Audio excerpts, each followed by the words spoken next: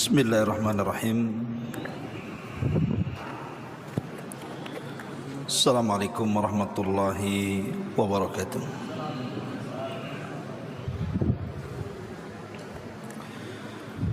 Bihamdillah wassalatu wassalamu ala rasulillah wa ala alihi wa sahbihi wa mawalah wa la hawla wa la quwata illa billahi wa ba'du. Allahumma ij'al hadha ijtima'ana ijtima'an marhuma waj'al tafarruqana min ba'dihi tafarruqan ma'suma wa la taj'al fina wa la min bainina syaqiyan wa la mahruma. Amma ba'du, ma'asyiral muslimin wal muslimat rahimakumullah. Alhamdulillah, di malam ini kita bisa kembali mengadakan kajian di setiap malam Ahad di Masjid Nidaul Ilmi, dan tema di malam hari ini khusus untuk para santri juga, tentang keajaiban kenapa seorang muslim itu harus bangun sebelum subuh. Ma'asyiral muslimin wal muslimat rahimakumullah. Nabi sallallahu alaihi wasallam bersabda dalam sebuah potongan hadis, wal yastayqid naimuha wal yastarih qaimuha. Hendaklah orang yang tidur bangunkan mereka, dan orang yang lelah melaksanakan qiyamul lail maka istirahatlah. Manusia ketika tidur itu terbagi menjadi dua kelompok. Ada yang memang diberikan taufik oleh Allah Subhanahu wa taala mampu bangun di sepertiga malam akhir, kemudian melaksanakan tahajud. Tapi ada sebagian orang yang tidak sanggup bangun di sepertiga malam. Dia hanya bisa bangun itu ketika mendengar azan subuh. Makanya Nabi SAW mengatakan, fal yastayqid naimuha. Hendaklah orang-orang yang tidur tidak bangun kecuali sampai mendengar azan, maka bangun sebelum azan. Tapi bagi yang mampu bangun kemudian melaksanakan tahajud di sepertiga malam, maka hendaklah beristirahat supaya jangan sampai solat malamnya mengganggu solat subuhnya. Dari sini para ulama beristimbat bahwa selambat-lambatnya seorang muslim itu bangun di azan kedua sebelum azan pertama. Karena kita tahu bahwa azan itu ada dua, azan subuh itu. Ada azan yang pertama dan ada azan yang kedua. Di zaman Nabi SAW, azan yang pertama dikumandangkan oleh Bilal ibn Rabah, dan azan yang kedua, azan subuh, itu dikumandangkan oleh Abdullah ibnu Ummi Maktum.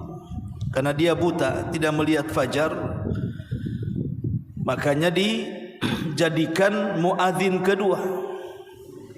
Lah seorang muslim selambat-lambatnya bangun itu di azan pertama. Dan azan pertama ke kedua itu kan tidak lama. Supaya ada persiapan bangun, mungkin sebagiannya mandi, mengambil wudu, merapihkan pakaian, dan bisa melangkahkan kakinya ke masjid. Ma'asyiral muslimin yang dimuliakan Allah Subhanahu wa taala, lalu apa keajaibannya? Apa rahasianya? Pertama, ulama menyebutkan rahasia kenapa kita harus bangun sebelum subuh itu. Karena Nabi SAW mendoakan keberkahan kepada umatnya di pagi hari. Dalam sebuah hadis, Nabi SAW bersabda, Allahumma barik li ummati fi bukuriha. Ya Allah, berkahi umatku di waktu paginya. Hadis ini dikeluarkan oleh Imam Abi Dawud dan disahihkan oleh Syekh Albani rahimahullahu taala.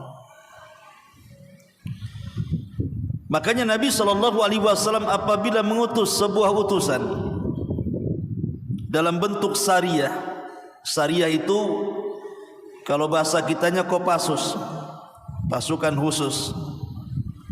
Nabi kalau mengirim pasukan khusus dan tidak dipimpin langsung, maka Nabi SAW selalu memberangkatkan pasukan itu sebelum subuh. Dan itu gaya perang Nabi. Nabi itu kalau menyerang tidak pernah menyerang di siang hari, di sore hari, di malam hari, tidak. Rasul itu selalu menyerang di pagi hari, tepatnya setelah subuh. Makanya dikirim pasukan itu sebelum subuh. Kalau desa yang akan diserang itu terdengar suara kumandang azan, maka Rasul tidak jadi menyerang. Utusan Rasul tidak jadi menyerang. Kenapa? Berarti negeri itu negeri Islam. Tapi kalau tidak mendengar suara azan, maka mereka langsung menggempur dan menyerangnya. Pertanyaan pun muncul, kenapa Nabi SAW selalu menyerang di waktu fajar, tidak di waktu zuhur, asar, maghrib, isya, atau tengah malam sekalian, atau sepertiga malam akhir? Tapi selalunya dalam penyerangan itu dilakukan di sepertiga malam, di waktu fajar. Karena Nabi SAW bersabda, nusirtu bis sabah wa uhlikatil adu biddabur. Kata Nabi SAW, aku ditolong dengan angin pagi, sementara kaum Ad itu dihancurkan dengan angin sore. Ulama mengatakan karena di waktu fajar itu ada angin soba namanya. Itulah angin yang membawa kemenangan kepada pasukan Nabi SAW. Makanya kalau antum melihat riwayat, hampir di semua hadis-hadis Nabi SAW, kita tidak akan mendapatkan satu riwayat pun tentang wanita-wanita di zaman Nabi atau sahabiah-sahabiah di zaman Nabi yang ikut solat berjamaah bersama Nabi kecuali solat subuh. Semua riwayat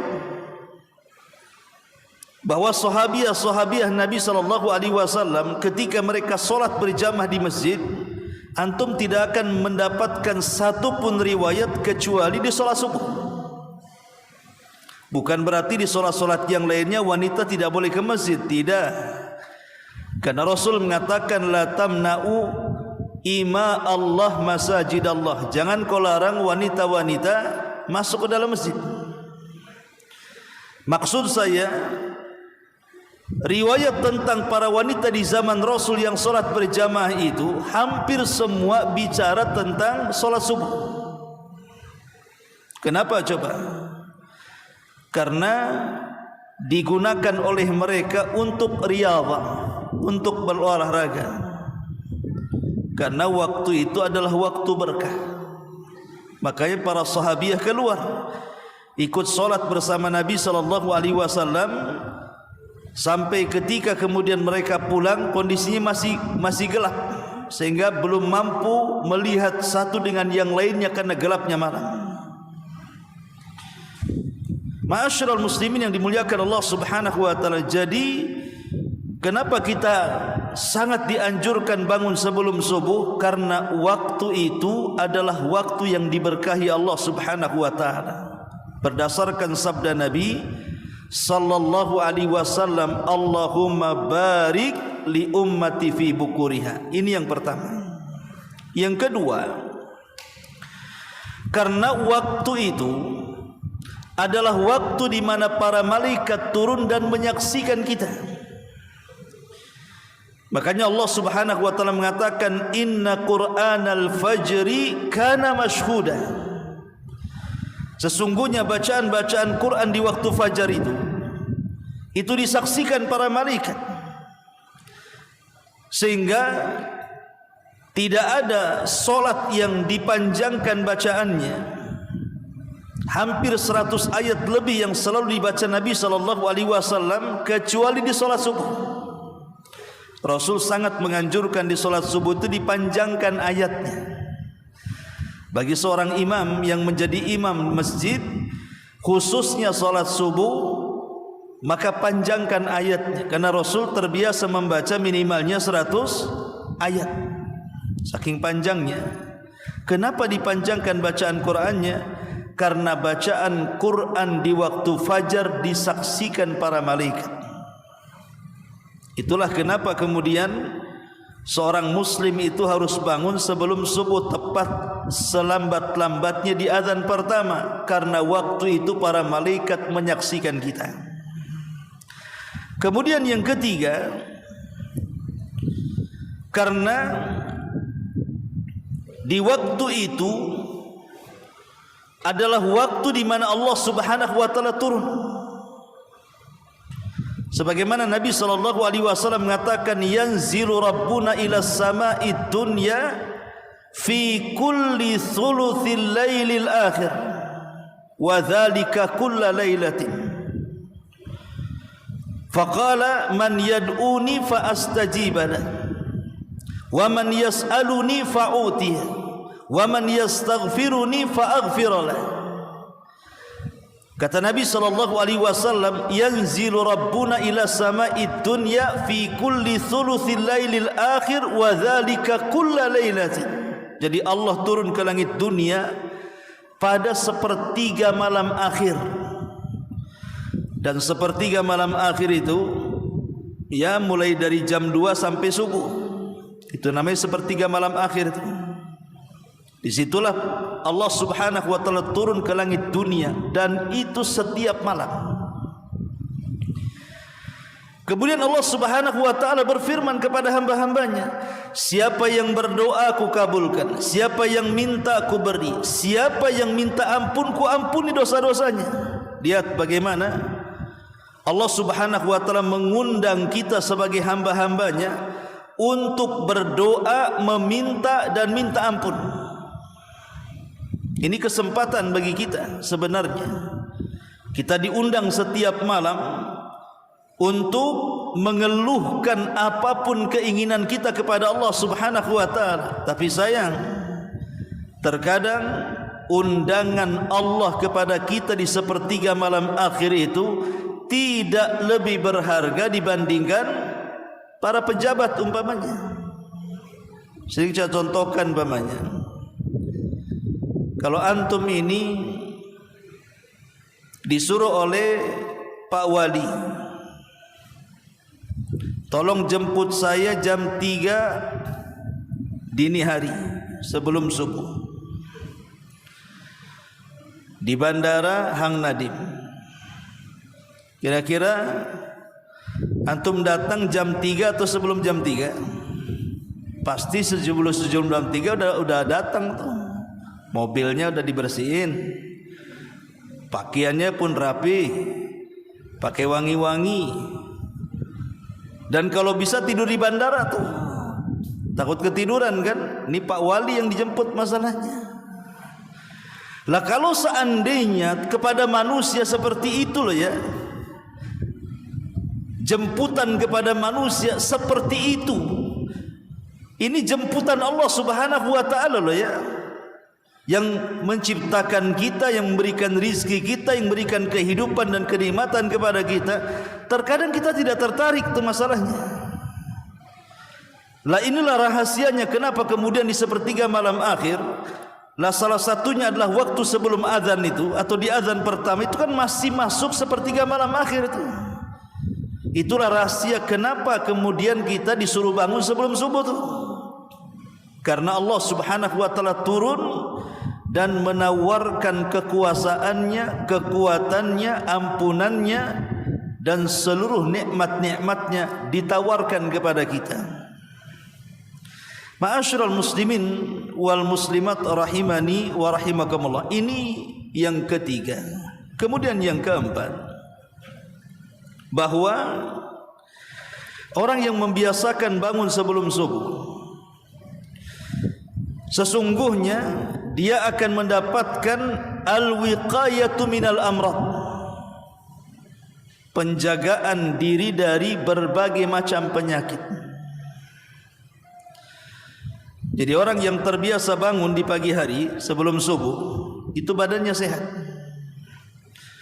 Badannya sehat dan tidak akan malas. Kenapa demikian? Karena ada hadis Nabi SAW mengatakan,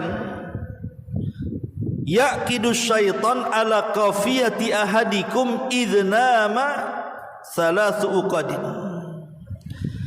Kata Nabi SAW, setan itu selalu mendatangi seorang hamba saat hendak tidur di malam hari dan membawa 3 ikatan, kemudian mengikat di tengkuk kita di sini di belakang. Ini namanya tengkuk.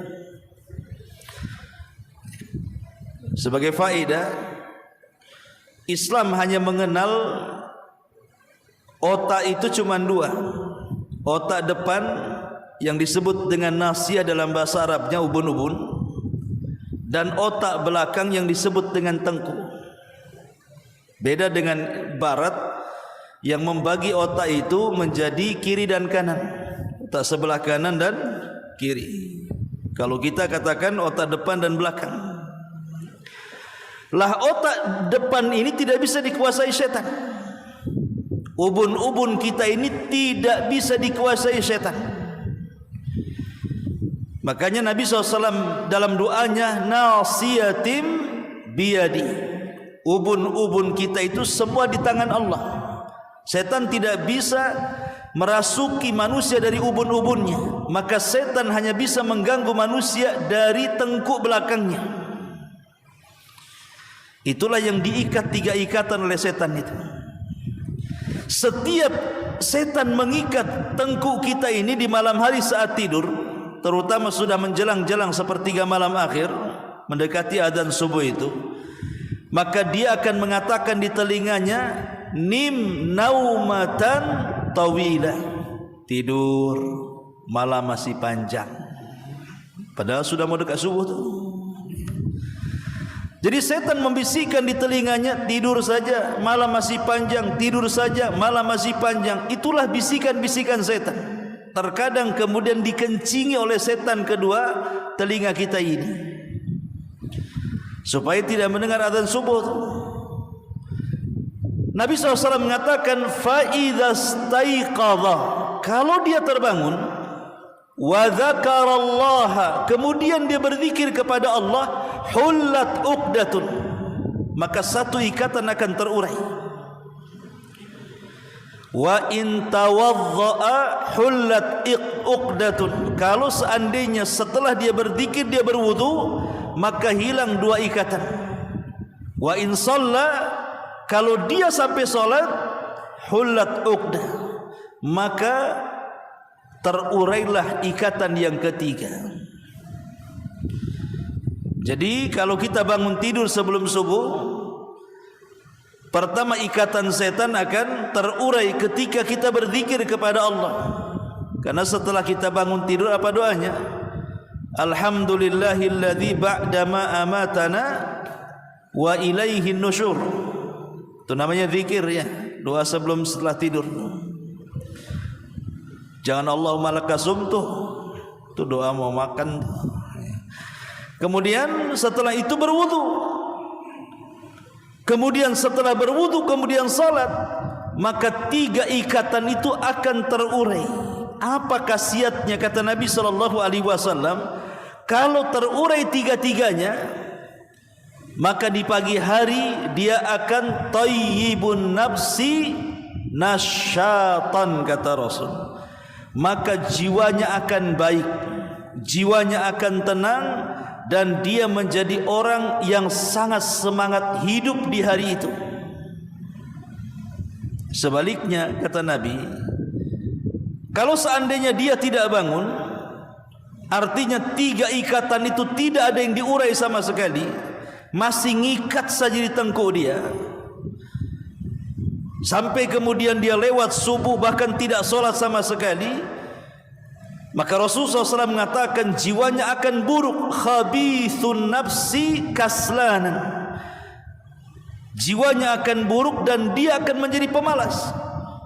Sehingga menurut para pensyarah hadis ini mengatakan bahwa orang yang tidak terurai ikatan-ikatan tengkuknya, maka satu hari itu dia akan dirundung dengan berbagai macam masalah yang terkadang masalah itu tidak tahu dari mana asalnya. Tahu-tahu banyak masalah saja. Inilah rahasianya kenapa kita harus bangun sebelum subuh nih, supaya kita bisa mengurai ikatan-ikatan setan. Dari ikatan-ikatan itulah kita bisa mengurai banyak permasalahan di hari itu.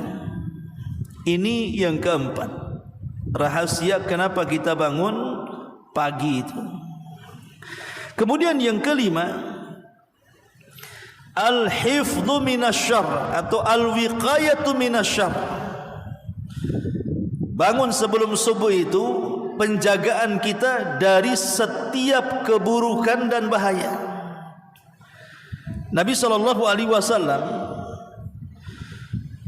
bersabda dalam sebuah hadis yang dikeluarkan Imam Ibnu Majah dari Samurah ibn Jundub radhiyallahu an, Rasul bersabda, "Man shalla subha fi jama'atin fahuwa fi dhimmatillahi azza wajalla."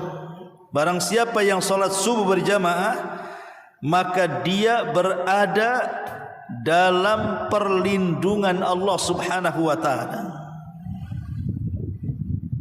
Jadi orang yang salat subuh berjamaah kata Rasul, maka dia akan mendapatkan perlindungan dalam satu hari itu dari Allah Subhanahu wa taala.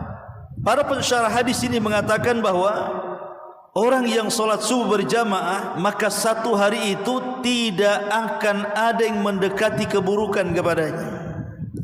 Apakah orang yang hasad yang sedang hasad kepada kita, orang yang dengki yang sedang dengki kepada kita, orang yang gibah, orang yang akan membuli, orang yang akan memfitnah, dan begitu seterusnya.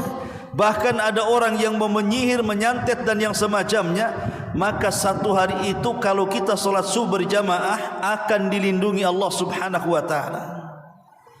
Luar biasa itu keajaibannya, dilindungi dari setiap keburukan. Makanya santri tidak boleh malas, harus bangun sebelum subuh. Ini diantara rahasianya. Kemudian rahasia yang lain juga adalah nurun yaumal qiyamah atau nurun tamun yaumal qiyamah, cahaya yang sempurna pada hari kiamat.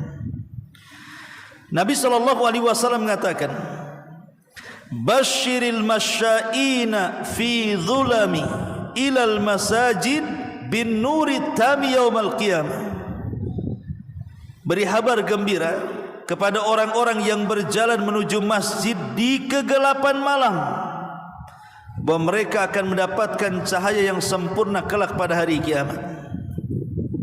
Ulama ada yang mengatakan yang dimaksud beri kabar gembira orang yang berjalan di kegelapan itu, maksudnya adalah solat isya dan solat subuh, karena ini waktu gelap. Ya.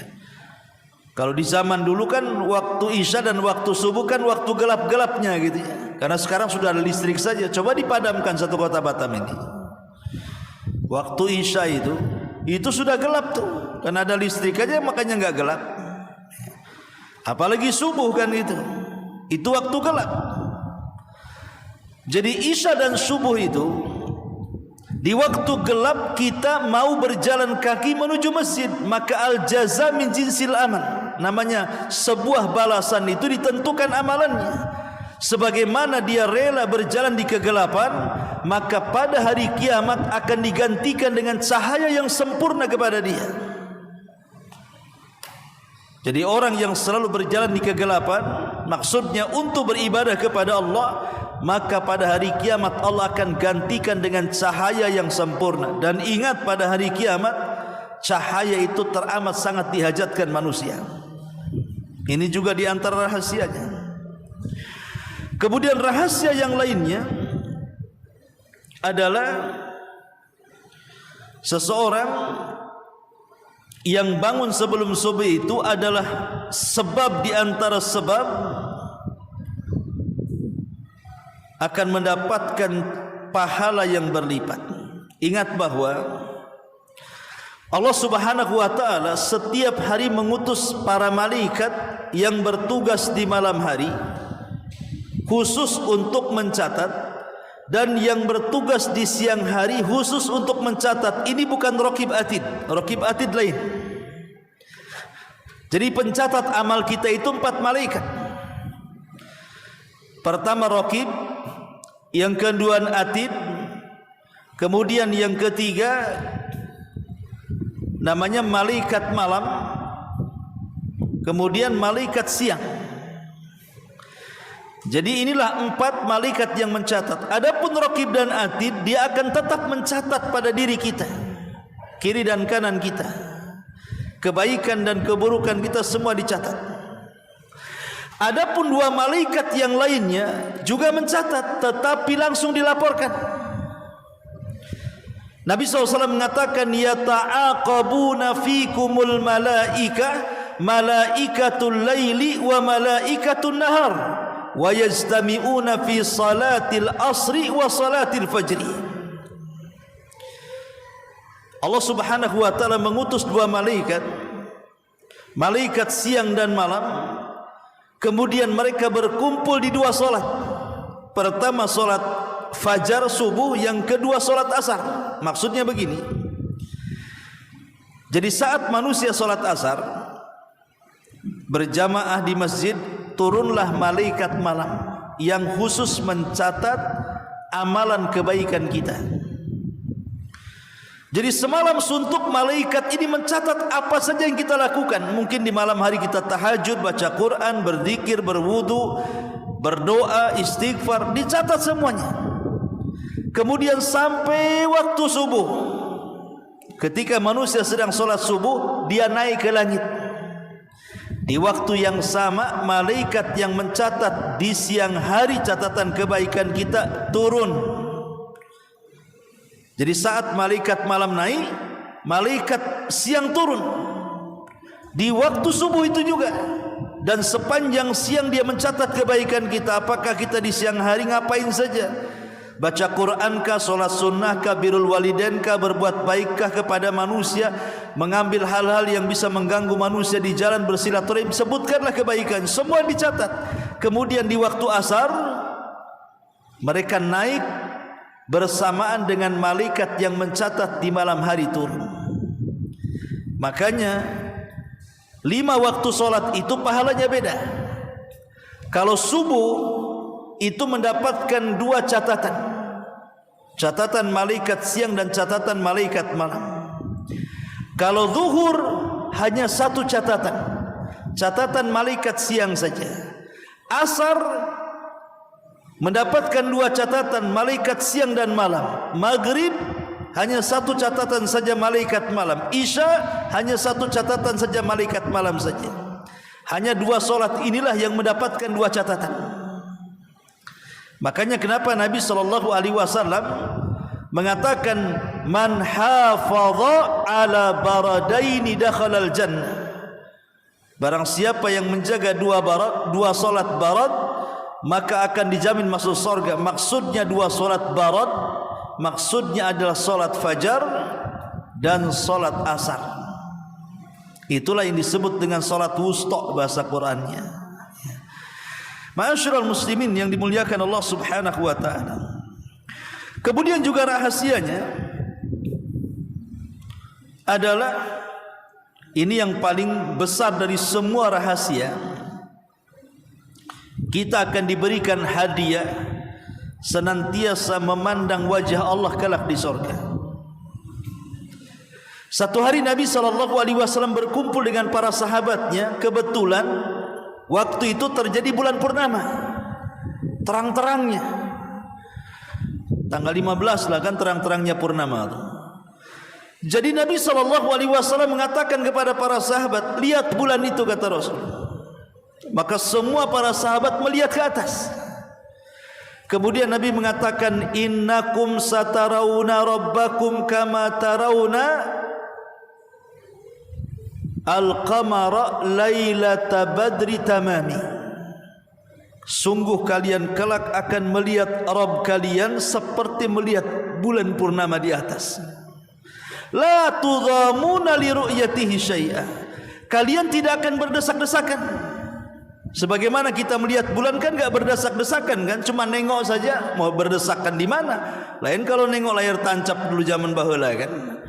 Tapi kalau lihat bulan kan enggak berdesak-desakan, cukup naik ke atas saja begini pandangannya, sudah kelihatan bulan itu. Jadi Allah Subhanahu wa taala kelak akan memperlihatkan zatnya dan akan dilihat manusia di sorga tanpa harus berdesak-desakan seperti kita melihat bulan sekarang. Kemudian kata Nabi SAW, barang siapa, kata Nabi SAW, barang siapa yang ingin, fa in istata'tum alla taghlibu ala salati qabla tulu'i syamsi wa qabla ghurubiha faf'alu thumma qara'a wasabbih bihamdi rabbika qabla tulu'i syamsi wa qabla ghurubihi. Kemudian Rasul mengatakan, kalau kalian mau tidak terkalahkan dalam kehidupan kita dengan solat sebelum terbit matahari, maksudnya subuh, dan sebelum terbenamnya masuknya asar, maka jagalah dua solat ini. Kemudian Rasul membaca, wasabbih bihamdi rabbika qabla tulu'i syamsi wa qabla al-ghurub. Ulama mengatakan, lihat hadis ini, bahwa di antara syarat kita ini mampu memandang zat Allah kelak pada hari kiamat adalah dengan menjaga dua salat, pertama subuh dan yang kedua asar. Kalau kita mampu menjaga dua salat ini, Allah akan anugerahkan kenikmatan yang jauh lebih nikmat dibandingkan kenikmatan surga itu sendiri. Ru'yatullah, mampu memandang wajah Allah Subhanahu wa ta'ala. Inilah di antara rahasianya kenapa kita ini kalau bisa bangun sebelum subuh, minimalnya di azan pertama kita bangun itu. Makanya apa yang harus kita lakukan supaya kita bisa bangun di pagi hari itu? Yang paling menghalangi manusia mampu bangun di pagi hari adalah begadang. Ya, kan ada lagunya tuh begadang. Maka kalau bisa hindari begadang. Karena Nabi SAW sangat membenci tidur setelah maghrib dan bergadang setelah isya. Maksudnya bergadang yang tidak ada manfaatnya.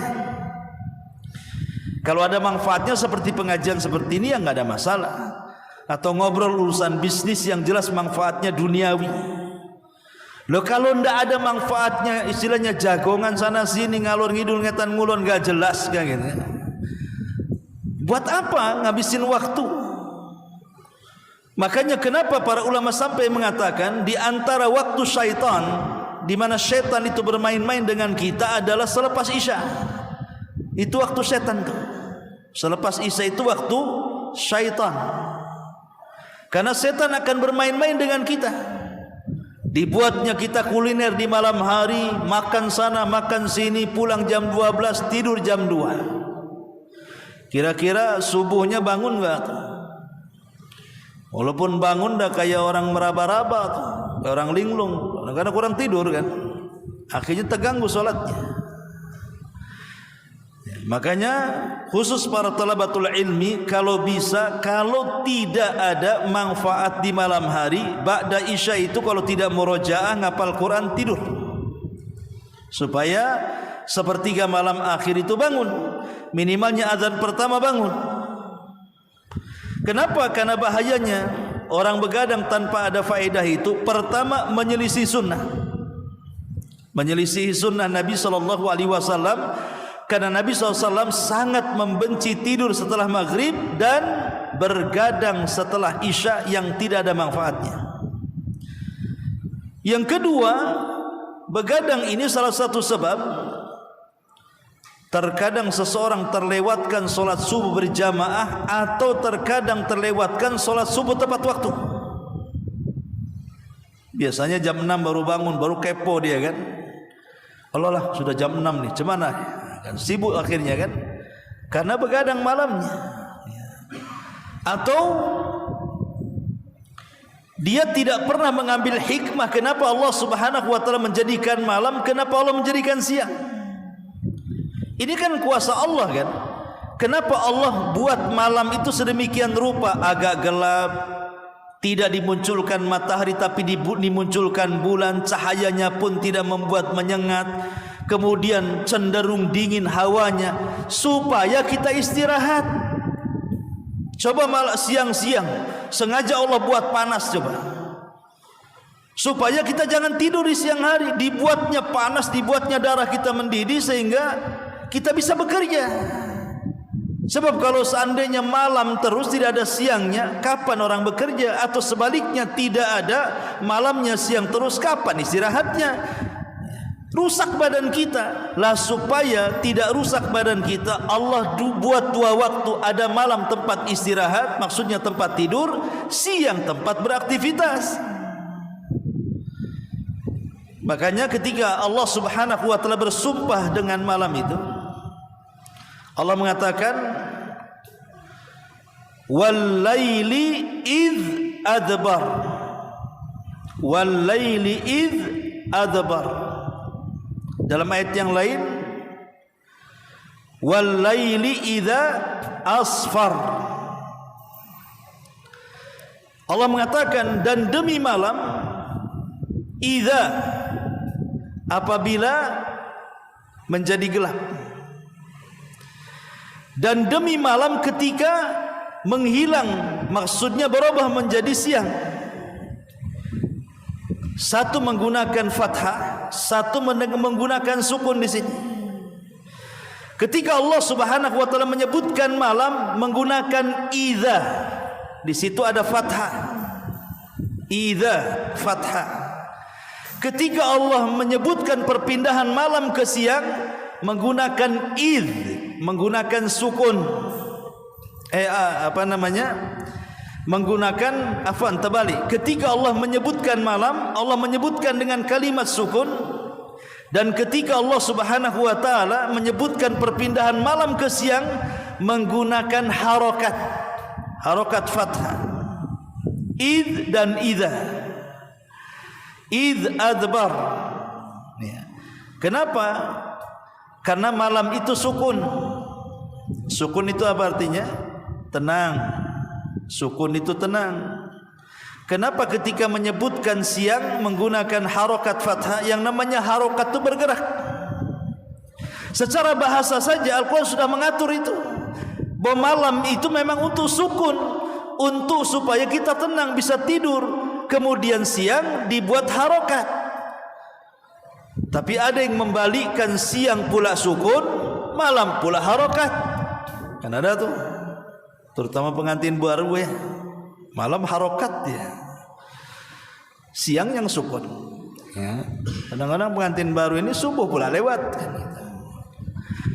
Ma'asyiral muslimin yang dimuliakan Allah Azza wa Jalla, intinya bahwa begadang tanpa sebab, tanpa ada faedah itu justru akan menjadikan kita tidak mampu bangun sebelum subuh. Inilah, hindari perkara ini. Kalau tidak ada faedahnya jangan begadang.